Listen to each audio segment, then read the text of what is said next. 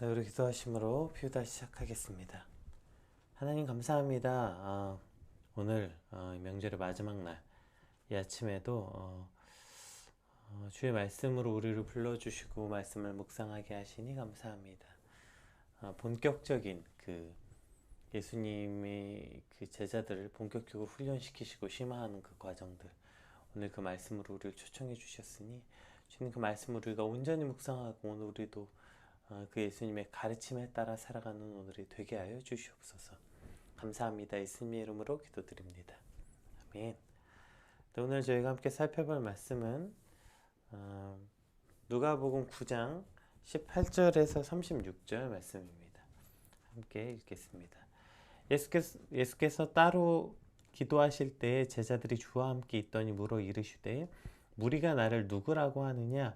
대답하여 이르되 세례 요한이라 하고 더러는 엘리야라 더러는 옛 선지자 중에 한 사람이 살아났다 하나이다.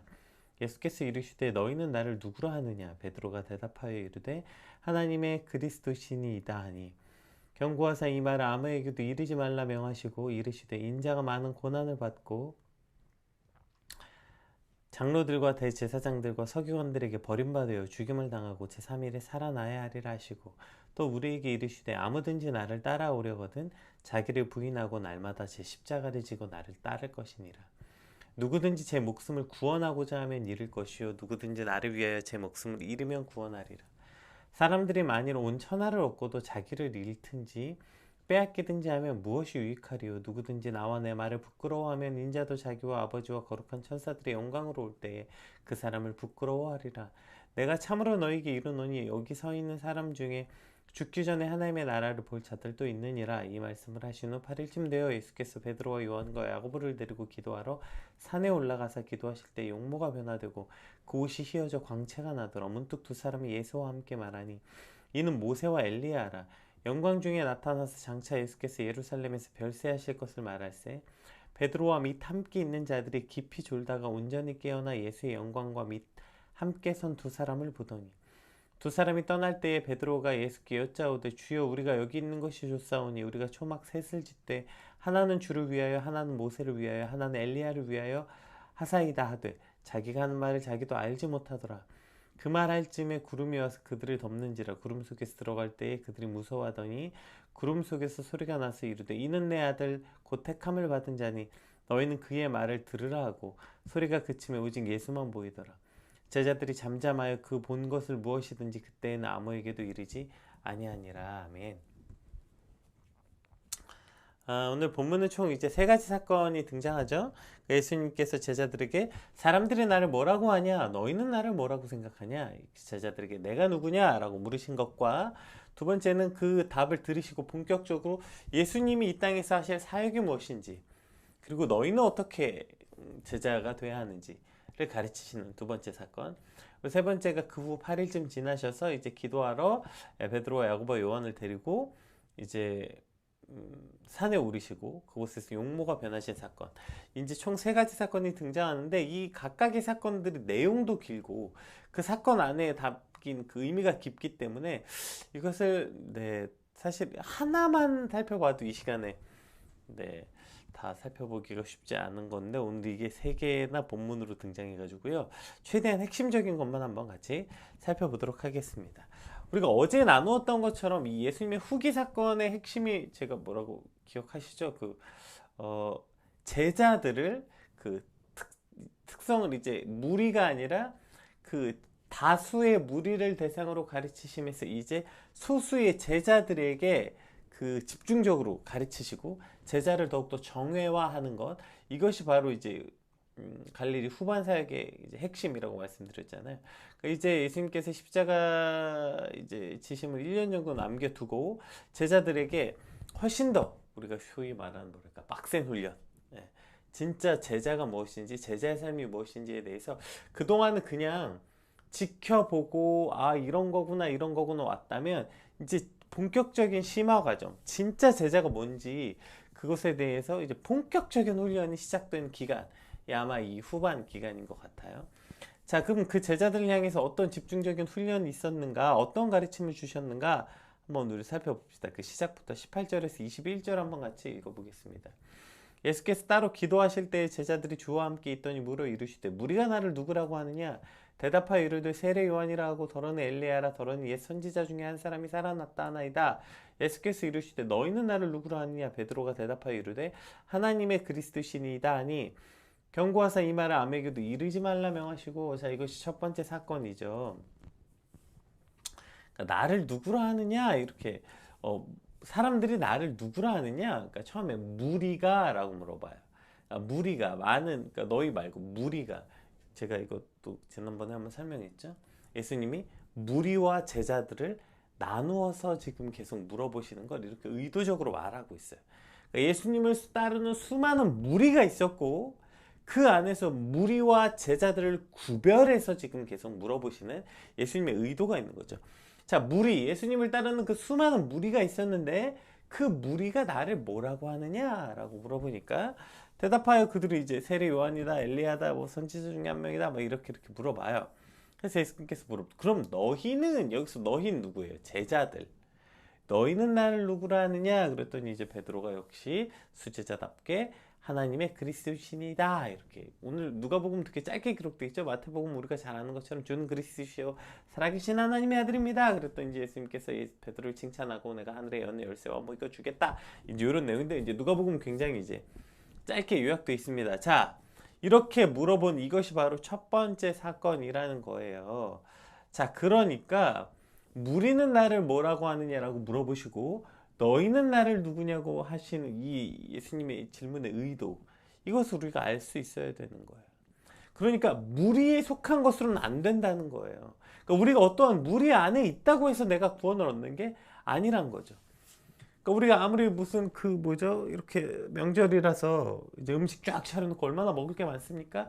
그 먹을 게 많아서 많이 먹고 있는 무리 중에 내가 같이 앉아 있다고 해서 여러분 내가 배부른 건 아니잖아요. 거기 앉아서 내가 먹어야 내 배가 부른 거지. 그렇게 막 음식이 가득 차 있고 열심히 먹는 무리 속에 내가 앉아 있다고 해서 내가 배부른 건 아니죠. 마찬가지 아니겠어요? 여러분 내가 예배하는 무리들 속에 앉아 있다고 해서 그것이 내가 예배하는 건 아니에요. 이것을 우리가 착각하는 지점에 있는 거예요. 내가 착한 사람들 속에 앉아 있다고 해서 내가 착해진다고 자꾸 착각해요. 우리는 이런 어떤 무리 속에 있으면 그 무리가 가진 속성이 곧 나라고 착각하는 그러한 어리석은 착각을 하게 되는 것 같아요. 제가 예전에 한번 나눈 적 있는데 제가 한 10년 전쯤에 그 아르바이트로 선거 기간에 막 명함 돌리고 이런 거, 그걸 이제 아르바이트로 시작했는데 어찌저찌 하다 보니까 이제 그게 점점 깊어져서 내가 무슨 정책도 짜게 되고 뭐 기획실장 같은 것도 되고 청년위원장 뭐 어쨌든 뭐 계속 뭐가 됐어요. 그 몇 달 동안. 그러면서 무슨 막 인수위원회 뭐 이런 데도 들어가게 되고, 사실 그래봐요 몇 달이거든요. 그거 한 3달 4달. 근데 여기서 얼마나 큰 착각이 있습니까? 그러니까 제가 맨날 누굴 만나요? 맨날 정치인들, 시장, 시의원, 국회의원 만난 사람들이 다 그래요. 그 무리 속에 제가 속해 있으니까 여기서 뭘 알게 돼요? 착각하는 거예요. 그 무리 속에 있으면 나도 뭐가 된 줄 착각하는 거죠. 제 친구의 말에 의하면 그때 저의 모습은 마치 네, 어쨌든 정확하게 이렇게 굉장히 재수가 없었다 이렇게 저에게 얘기하더라고요. 그러니까 내가 뭐라고, 저는 사실 그냥 아르바이트로 그냥 시작한 거 주제에, 물론 이제 나중에 뭐 어찌저찌 이렇게 운이 좋아서 뭐 이렇게 됐지만, 그러나 어쨌든 내가 뭐라고 제가 무슨 힘 있는 사람이 됐겠어요. 그냥 그 속에 무리에 속해 있으면 나도 그런다고 착각하는 것. 그런데 안타깝게도 우리가 이것을 우리의 능력이라고, 무리에 속한 것이 곧 나의 능력이라고 착각하기 때문에 계속 그렇게 힘 있는 무리에 속하려고 그렇게 기를 쓰는 거 아니에요? 어떤 무리에 좀 속해보려고 그냥 그렇게 기를 쓰는 거 아니에요? 여러분 그 속에 있다고 해서 내가 그런 사람이 된다는 거 아니에요. 여러분 무리에서 그렇게 속해 있다고 해서, 어떤 무리 속에 속해 있다고 해서 그것이 내 고백이 되는 건 아니라는 거예요. 오늘 예수님께서 제자들과 무리를 지금 구별해서 묻고 계시는 거예요. 무리가 핵심이 아니라 너는 나를 뭐라고 하는데, 너는 나를 어떻게 생각하는데. 근데 자꾸 우리는 무리가 나라고 착각하는 거예요. 예수님이 원하시는 건 무리의 대답이 아니에요. 바로 나의 대답, 나의 고백, 나의 믿음, 나의 신앙에 대해서 계속 묻고 있는 것입니다. 참 이 사람이 참 어리석음인 것 같아요. 무리의 어리석음. 교회 다닐 때도 물어보죠. 아, 어디 교회 다니세요? 그럼 거기 뒤에 이런 말이 왜 꼭 따라 붙는지 몰라요. 아, 뭐 저희는 그냥 뭐 저기 작은 개척교회 다녀요. 뭐 저도 뭐 작은 교회 다녀요. 이렇게 말하는 표정. 그리고 엄청 크고 말만 하면 알만한 유명한 교회 다니는 사람들이 어디 교회 다닌다고 말할 땐 굉장히 당당하고 뿌듯하게 말합니까? 아, 저는 어디 교회 다녀요. 근데 상대방이 만약에 모른다 그래요. 예? 무슨 교회? 잘 모르네요. 이러면 되게 기분 나빠합니다. 아니, 우리 교회 몰라요? 아, 어떻게 우리 교회를 몰라요? 이게 뭐예요? 그게 교회가 큰 게 왜 자기의 자부심이 됩니까?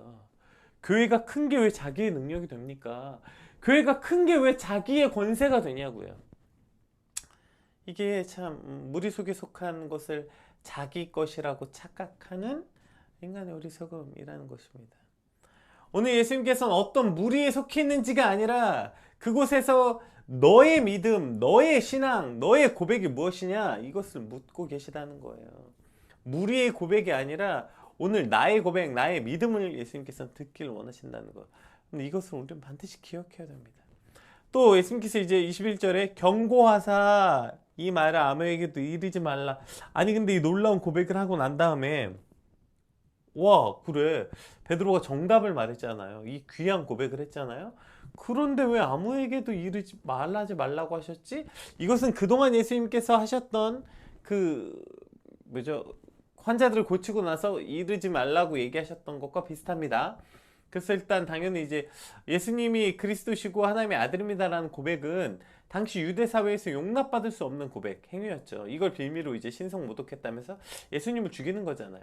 그러니까 아직 때가 이르지 않은 상태에서 이런 말들로 하여금 미리 예수님이 이단으로 정죄받아서 예수님의 사역을 방해받을 수 있기 때문에 한시적으로 이것을 이르지 말라 경고하신 것이 첫 번째 이유일 것이고요.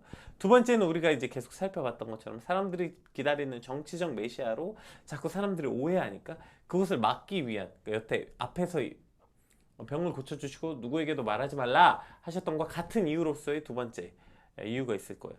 그리고 이 세 번째 이유, 이것이 아주 중요한 것 같은데요.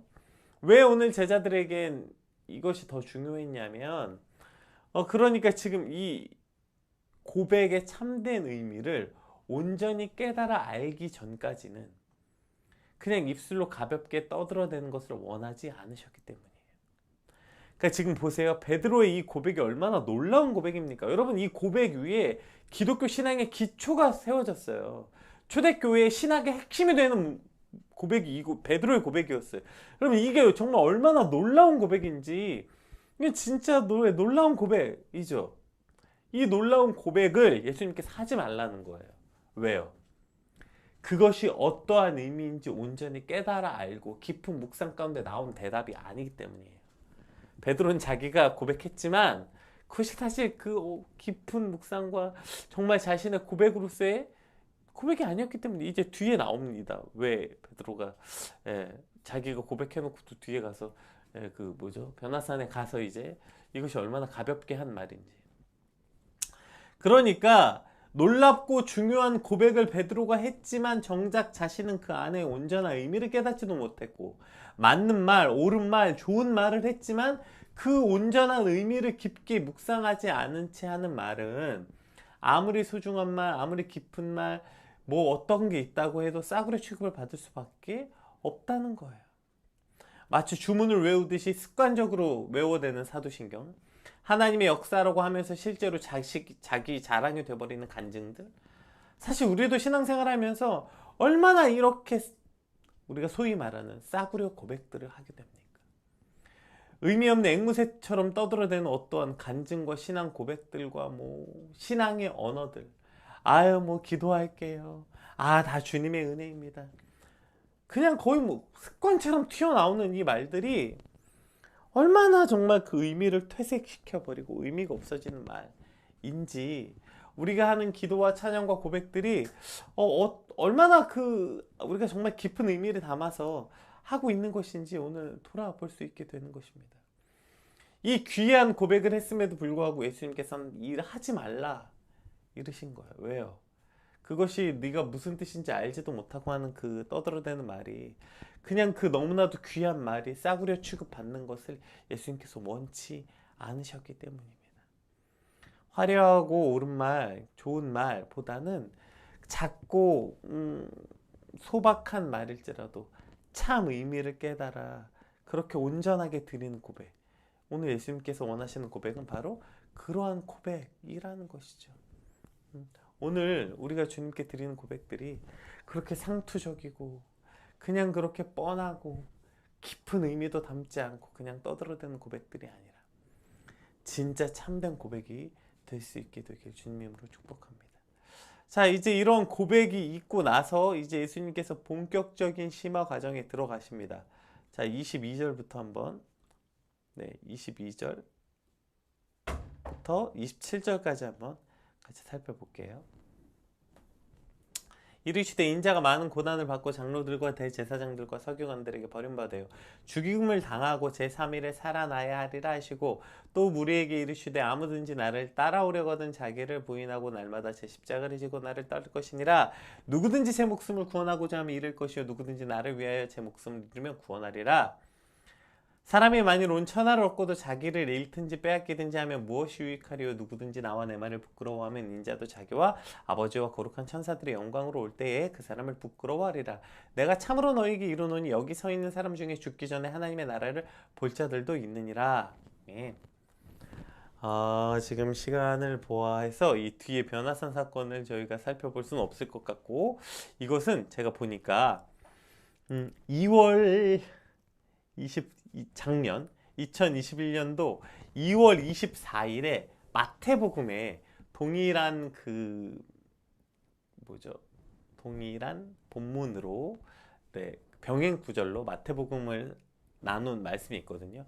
그냥 그것을 참고하는 것으로 대체하고, 이건 왜냐 그때 나눴던 내용들의 핵심 내용이에요. 변화산에서 베드로가 초막셋을 찍고 이게 어떤 의미인지는 우리 피켈로 피우다 채널에 가시면 작년 2월 24일 말씀으로 참고해 대체해 주시면 좋을 것 같아요. 오늘 여기까지만 한번 살펴보겠습니다. 자, 이제 예수님 베드로의 이러한 고백 이후에 이제 예수님이 본격적으로 제자들의 심화 과정으로 제자들을 이끌죠. 모래 첫 마디가 뭐예요? 예수님께서 바로 이 땅에 오신 이유가 죽임을 당하시고 다시 부활하신 그 일을 행하러 오셨다. 이렇게 말씀하신 거예요. 그러니까 사람들이 나를 뭐라고 하느냐, 너희는 나라고 뭐라고 하느냐. 그러니까 베드로가 놀라운 고백을 하죠. 베드로 고백이 옳다. 나는 정치적 메시아가 아니라 이 땅에 십자가에 달려 죽으심으로 모든 죄의 사망을 끊고 하나님과 사람 사이에 막힌 남을 허물어 오신 참 그리스도 하나님의 아들이심을 제자들에게 처음 밝히시는 거예요. 비로소 그러니까 제자들은 그냥 예수님이 오셔가지고 예수님이 병 고치는 능력도 행하시고 사람들에게 하나님 나라의 복음도 가르치시고 이러려고 오셨나 보다.